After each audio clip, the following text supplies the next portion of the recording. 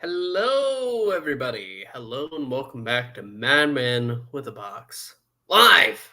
We've done 112 of these now. Joining me, as always, is Chris. Hello. G'day there. And look down there. Who do you see? It's the Joe of the Corrallos. It's true. I am here. And now we are. We're going to be reviewing the Deadly Assassin here today. Yay. The 4th Doctor Gallifreyan epic. But before that, we just have to touch upon, the non-existent news. Cool. Yes. What would have been great if I had pulled that up before we started. It's been a long day in the world of Declan. Not gonna lie to you. Cool.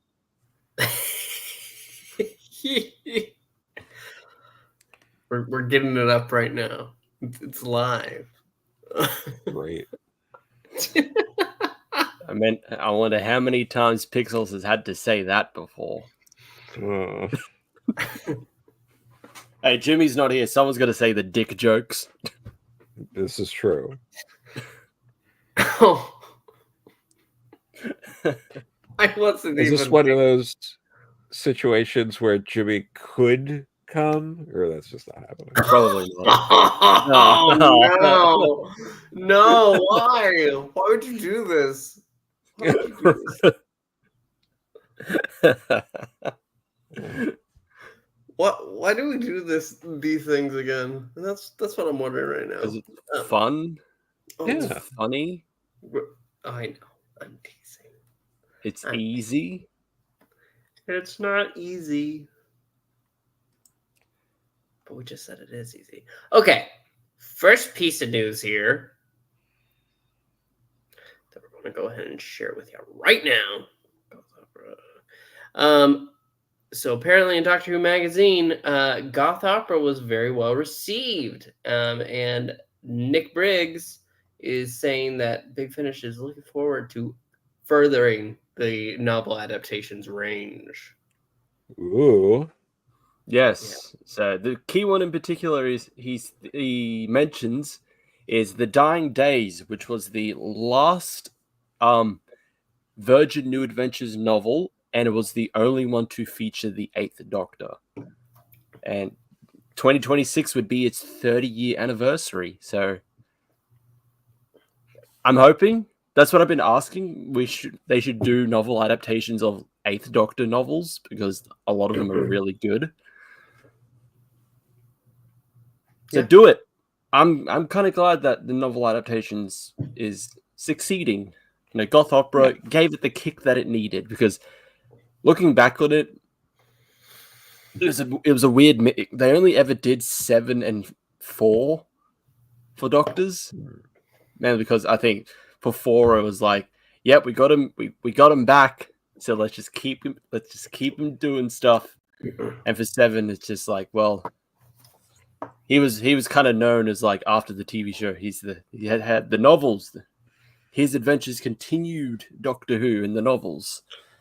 But it's just like a weird mix of, like, novels to do. That has, like, okay, Love and War made sense because that was the debut of Bernie Summerfield. So, of course, they're going to adapt that. Damaged Goods because that was Russell T Davies' first foray into Doctor Who. But then the last one they did was, I think it was the last one or second last one, was Cold Fusion, which was the only not 4 or 7. It was technically a 5th Doctor novel that the 7th Doctor is in, which is quite a good book. I've listened to that. I haven't listened to the audio, the novel adaptation, but I've read the book. It's a good book. So I think the winning formula they realized is don't limit it to 2 Doctors. That probably helps. So starting off with, like, Goth Opera with 5th Doctor, considering that the 5th Doctor has been kind of on a roll when it comes to Big Finish recently, so that was probably a good choice. So hopefully it's expanded a bit more. We get other Doctor's novels adapted in some way. Hopefully, yeah, Dying Days as a 30-year celebration of the Eighth Doctor would be, or 30-year anniversary of that book in 2026. That would be a great idea. Yep, and maybe one day you'll get to see our review of Goth Opera. Hey, I have it. I'm sorry. I'm sitting in busy. the back. And you know, I see it every time I go to make one of these streams. It says, I'm going to call you out right here. Does it say OZChris is back or Baby Girl is back? Something like that. That's something that. No, that's not for Goth Opera. That's for Conspiracy of Raven. I just need to do a thumbnail for that, and then I can post that. I've just been very busy. And then I need to upload the next 2 reviews, and then you have to still give me the other 2 as well. What other 2? Ruby Red and Caged. Oh my god, you should. You haven't given me those, so I haven't edited them, but they will be coming up. Okay, one day. Just been busy. One day we shall come back. One day we shall come back. The reviews shall come back. But until then, also, it looks like Doctor Who being yearly might be taking a pause soon, because it looks like while they're hopeful for season 3, there's no confirmation as of yet. It says news of season 3 won't be done until season 2 is aired. So unless there is another spinoff in the works to go ahead and fill in that gap, there's not going to be. Which I feel like is the spinoff we already know about. No, they mean apart from that. Oh, okay. Because for season 3, because they aren't filming they've written some scripts. RTD has said that, but they haven't. I know. He said this ages ago. He said he had 3 seasons planned. So it's a slow news week. Cut me some slack. I know. No, but I don't know. It's like season 1 only just finished a couple of months ago, and season 2 starts next year. It's just like I feel like they're getting a bit ahead of themselves. Well, it's the opposite. Well, not the opposite right now. It's season 1 is done, and season 2 they're finishing up production for. They stopped filming a while ago, didn't they? Oh, I don't know. I thought they were still filming. I know they were filming. They're filming for Land and Sea now. Oh, okay. Interesting. I don't know. It's just we'll wait. We'll see. Yeah, it feels like more just a non-news update sort of thing. I know. Newsflash: season that doesn't exist still doesn't exist. Yeah, I feel like we have some real. We know it's probably definitely going to get another season. Yeah, but this isn't like something like a new show or an IP where it's just like they'll announce the next season before the first one even finishes. Yeah. Which I feel like, I don't know, that's just companies and productions and businesses being businesses.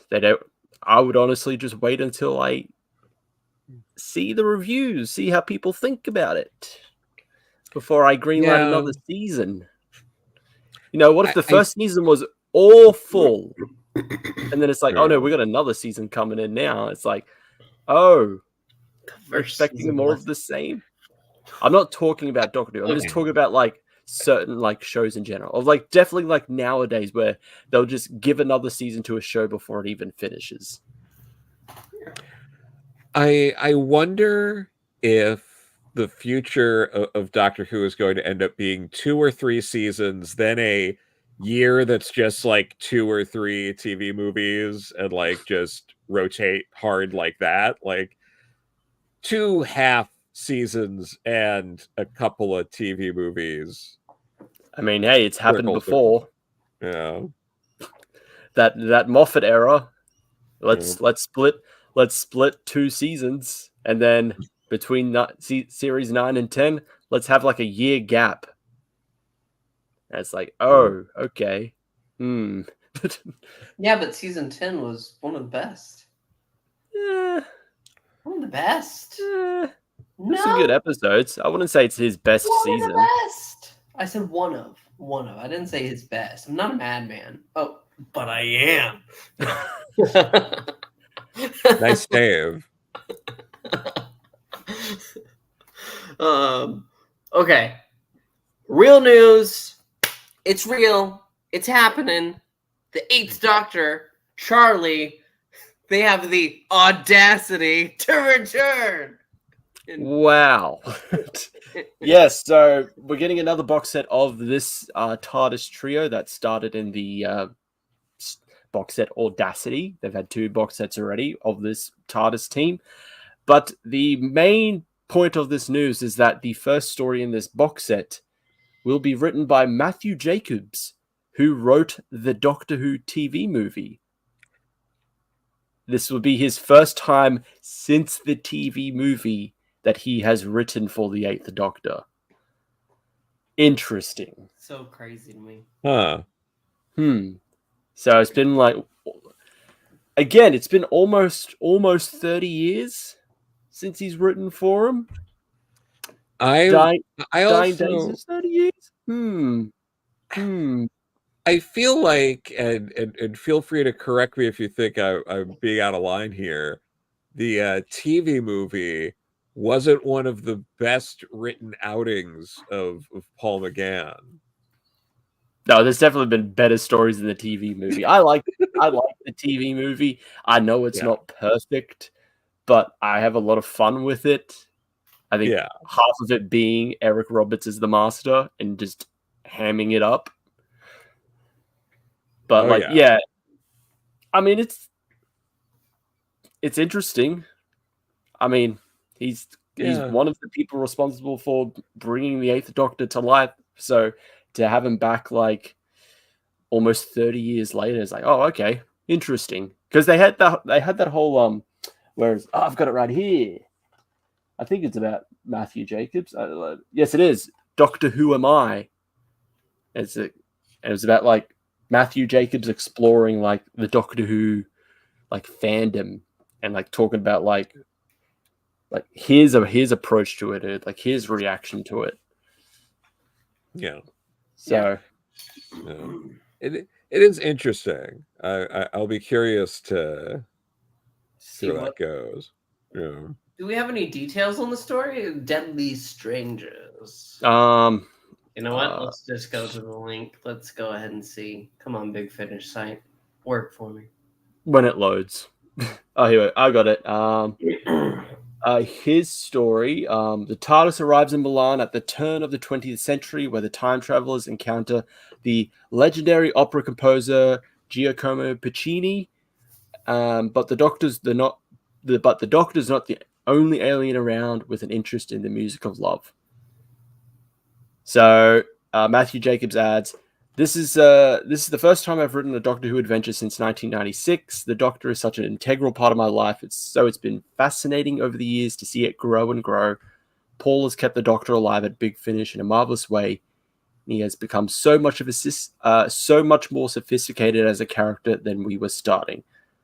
The idea that stuck out was one where I got the deal with some unfinished business from the TV movie. In the movie, the Doctor says how sad it was that Puccini never got to finish Turandot, and it was the bane of his life towards the end. I wanted to tell a story to do with the nature of how we use music and how we search for love. That's interesting. Okay. All right. All right. Yeah. Considering like it's so weird. It's like, yeah, okay, I'm going to do a story about Puccini, but the Doctor talks about it as if it's already happened in one of his previous incarnations. But it seems like the story might actually be about how that happened. Which would kind of fit with, like, the Eighth Doctor in the TV movie had this, like, sometimes weirdly, like, prophetic vision. Like, when he was talking to Grace, it's just like, you're going to do great things in the future, Grace. As if he's like, oh, he could actually, like, see into her future. So who knows? But yeah, Yeah. that's an interesting Who concept. knows? So yeah, that is the first of 3 stories in that box set of Deadly Strangers. So we'll see. That's neat. That's neat. But that's our news, folks. So you know what it's time for? It's time to play the music. It's time to light the lights. It's time to talk about Doctor Who. And On the Doctor Who live stream, we're talking about Doctor Who. I mean, we could just sit you're around. You're a goddamn maniac, Pixel. They've never done this before. No one ever thought to do this. Okay, let's go to to our pal, our friend Joe of the Corrales. Hey, so yeah, I picked this one. So and I picked it because I liked it. So many will be shocked to find out that I think a lot of this story works. I mean, it's hard to downplay its impact, and also how it's one of the only, if not like, yeah, it's really one of, if not the only, zero companion classic story. I think certainly 4-parter or more. Like, there's I think always... of also just like TV wise, like Doctor Who as a whole. If we just go by the TV show, because Heaven Sent got close, yeah, but Clara still makes an appearance in that episode, even if it is in the Doctor's mind. yeah. So like, so it's crazy for that, and it's the first time we get to see like Gallifreyans in the way that they like stick for like the rest of that classic tenure, and really through New Who. Like, a lot of those costume designs and things were still like, maybe they were updated a little bit, but they're all based on the costumes from this story. And this is when we really start getting a lot of those like continuing names, these characters like the Castellan, and well, in addition to like talking about like adding to like, I forget, did they mention Rassilon at all in Third Doctor? This story is like, no, this story is Rassilon's first mention. Okay, that's what I thought. I was just like, I don't think they mentioned it in 3 Doctors, but I'm like, that's the only other time I could think of where they mentioned anything like that. But yeah, a lot of the mythos really gets built here, on top of figuring out how to finally reintroduce the Master after years. Like, they figured out the way to do it in a way that it was different. Like certainly like a more violent kind of Master than we're used to, but it still works. And I don't know, like it shouldn't really, but it shouldn't really, because it's just like, Roger Delgado passed away like years ago, and then when his character returns, he's a corpse, and it's like, oh, wow. That could be very disrespectful, but no, that's what they're intending. There's just some of it where it's like wow, he's like really angry, guys. Like, in the past, it was always very like more Moriarty. It was more like playful. Even when it was deadly, it felt playful, and this was not remotely playful at all. This was a very lethal, no, I'm going to actually kill you, Master. Yeah, so like it, and I like that, but it was, it's also, it's crazy it worked. Like, that there wasn't more pushback, I think, even at the time of like, why is the Master... Well, like, I know there was all the pushback for how violent the episode was, and the having to cut some more of it from the drowning and this and that, but like, it didn't it wasn't like people were up in arms that they got the characterization of the Master wrong. Like that was never really a big part of the discourse. Well, so yeah, but I need to leave other things for people to talk about, so I'll let someone else go. Go ahead, Pixel.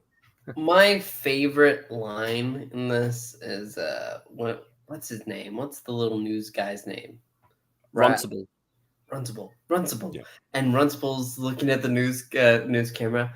And now, watch as the Time Lords walk in their ceremonial garb that is seldom worn.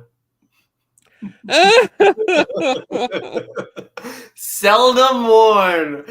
That gave me a good laugh for a minute. But no, this episode's really great.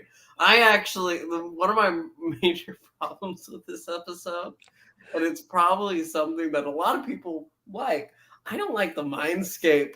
The mindscape is where it loses me, because like I'm getting what it's going for. Oh, this is my domain that I've created, Doctor. But it's, I don't know. The Doctor running around a jungle for half an hour is just not that entertaining to me. I'm sorry. That part was where it kind of slowed down for me. But everything, I loved the Doctor going ahead and his relationship with, oh my God, I swore I would remember his name, but the main officer that's helping to prove that he's innocent. Yeah. Spandrel, yeah, you're right. I love their relationship, because at first he's not convinced, but then he's looking at it and slowly. Another thing I love, and I don't know how I didn't notice this before, barely anyone acknowledges the Doctor as like, oh, this is the Doctor. They're like, it's a criminal. It's just a criminal. What, you're saying a Type 40 is still in operation? How do we know? He's forgotten by most of these Time Lords, and that is something that or it could be as like, you know, at the end of the story, Barusa covers up Goth's like entire like involvement with the story. Is that the whole of the three Doctors could have just been covered up by the CIA? Probably. And yeah, I don't think they want it to be kind of public knowledge that a renegade is what saved their people. Yeah, no. Yeah. Even. Oh my gosh, what is it? What? Oh, sorry, I was thinking about Death World again, because the Time Lords. He's our champion. But yeah, no. This story it's really good. I don't think there's much more I could say than that. Chris. Oh yeah, I really enjoy this story. Yeah, it is a very monumental story when it comes to exploring and fleshing out more of Gallifrey, and also turning it more to a more political side to it. I would say honestly, this aside from like novels and audio stories, this is the only time I feel like the political side of Gallifrey works, because other than that, it's just kind of boring. Whenever they try to do it again, it only ever works here, and it's because of the setting of a political assassination. The Doctor is on trial, and then the end of it. Okay, they've saved the day, but people liked Goth, so we can't tell the public he was actually part of this whole political assassination plan. So let's twist it and say that he died stopping the Master, not that he was working with him. We hush that up. And and very on the nose of Robert Holmes to call the very shady organization of the Time Lords the CIA. Yes. Calling them the CIA. Of course. But now everything about this, I just really, it's always a story I go back and like watch. I just really enjoy this. Like even with like the whole the stuff in the Matrix does go on for too long, longer than it should. But I still like that stuff. Because it shows the Doctor kind of at like he is at the entire mercy of the Master in a reality he can't control. He can try to, but the Master is kind of really in control. And yeah, bringing back the Master, it's great. And yeah, showing him to be a very different Master. It's not like, yeah, as Joe said, the very like Bond, the Holmes versus Moriarty that the Third Doctor and the Master had. It's now very like, I'm here to kill you. I'm pure hatred. I am too angry to die. Mhm. And just, which is always what I. Omega called. He said, "Stop stealing my shtick, Time Lord." But, and that's what I always liked when we get that version of the Master, the decayed Master, getting fleshed out more in books and audio stories. Is that's what I like about that version of the Master. He is always constantly on the brink of death, and he's just somehow still there.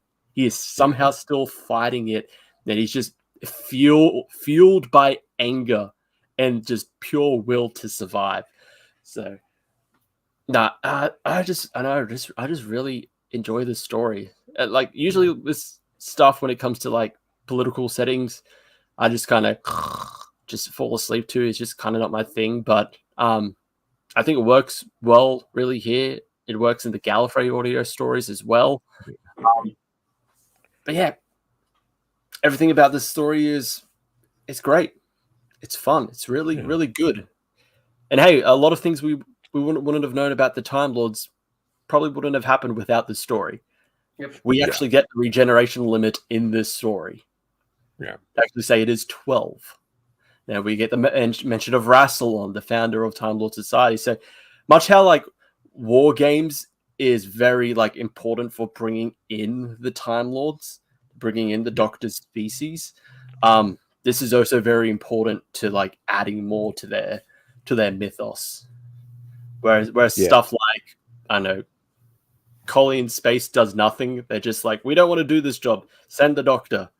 And three doctors just still add a little bit more to like with the character of Omega and also the Time Lords being like, well, we also still can't do this. Send 3 doctors. Well, we can only send 2, but send them. Or I was here when we talked about Arc of Infinity 2, and that also doesn't work. Yeah, that doesn't. Yeah, that doesn't work as well. It's just. And I always forget that Barusa is also in that story, which is funny because he's like Barusa isn't like he's I think he's introduced in this because the next one is Invasion of Time, which is the next season, I think, or later on in this season. Then Arc of Infinity, which I always forget, but he's more prominent in both Deadly Assassin and, well, I'd say more so 5 Doctors because he's the villain. Yeah, no, for sure. 5 Doctors, and like I don't know, I think it mostly works in Trial of a Time Lord, but it's also because it's more vignettes around stories and not the story, except for the last 2 parts. But you know what I mean. Yeah. I get what you mean. Well, do you have a number to add on to this, Joe of the Girl? I feel like, God, I mean, I don't know, like 9.5. Like it's really good. It's both really good and like important for like the lore. So like it's kind of like I don't know. It's hard to not give it like a really high score for pulling both of those things off, because there's a lot of lore episodes that aren't the best. So yeah, I'm going to go 9 mostly because I'm anti-Matrix. The Matrix thing has gone far too long, especially for my liking. And I will say you don't like it in Trial. in Trial, it's different. The Matrix is far more interesting in Trial. Like it's this whole like it does feel like a world that the master's twisting to suit his needs. Here, it just feels like the fourth Doctor's running around in a jungle. That's all it feels. But- He's fighting doctors and samurais and the most evil and dangerous warriors of them all, train conductors. Oh, But right, there is a whole train scene, isn't there? Yeah. Remember how it shows Forgot. 3 in total, but only one of them is the threat? Yeah. I forgot about that. My bad. It does predate The Matrix, though, and is a very similar concept. It's, you know, down to the like laying down and having like the things plugged into their heads and stuff like that. Like it's I like it's that. But cool for that. Yeah. The world itself just felt a little too real. Yeah. for my No, liking. I get what you're saying. It is still a cool thing that the concept is, but it could have been executed a bit more fun of a way. I mean, budget restrictions, etc. But yeah. So I will go ahead and just give it a 9. It's almost there. You, Chris, give it a number. Me, I would give it. I'd probably give it an 8.5 out of 10. Yeah. I really like this story. I think it's a really good story, but I don't know. It's just kind of missing something that would make it a 9 or a 10. So I think 8.5. Yeah, is a nice number for it. It's really good, and we got the master back for it. So, although he doesn't come back until Tom's last season. Yep. Doctor. Okay. Well, with that being said, we're only at 31 minutes. So, how about together we all learn what the hell we're doing next week? Oh, okay. Go ahead. Sure. What are we doing next week? New Who. Oh, we're doing New Who. Ooh. Felt like we've already done it, but okay, go ahead. New Who. Give me a second. Why don't you just look it up on the internet like everyone does now? Pixel. On the internet? Yeah, that's what it's for. We're a lazy people now, Pixel. You do it on the internet. Shut up. Oh, okay. So, out of 4, because 9, 10, 11, 12. I mean, should we include Jody's now because you kind of given up on doing videos? Yeah, I did. Hey, Okay. Fine. We'll add Jody's into it now.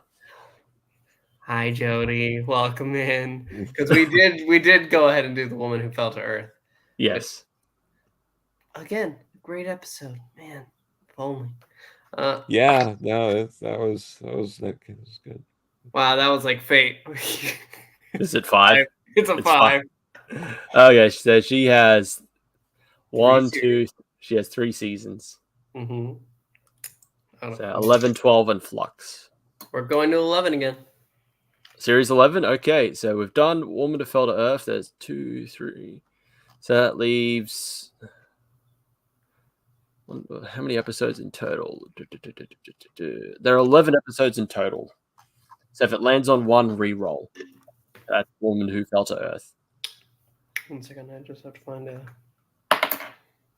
Oh, sorry. Oh no! What's the number? You got 11. Resolution. Oh, is that what it is? It's the resolution. Oh, okay. Were you thinking of Battle of Rain School? That's 10. Yes, I was. Oh, so you kind of saved us. We did the first. Oh wow, this is really great. And then. Okay, so we're doing Resolution then, which was Chibnall's first Dalek story. Because after a whole season of saying we're not doing classic villains, he's like, well, but Daleks. Here's the Daleks. I regret everything. It's time to end this. We ask you to like and comment and subscribe. We had a time. We hope you did too. We will see you next week for Resolution. And you'll have some new resolutions after we're done. Excellent. We'll see ya. Goodbye. Alonzi.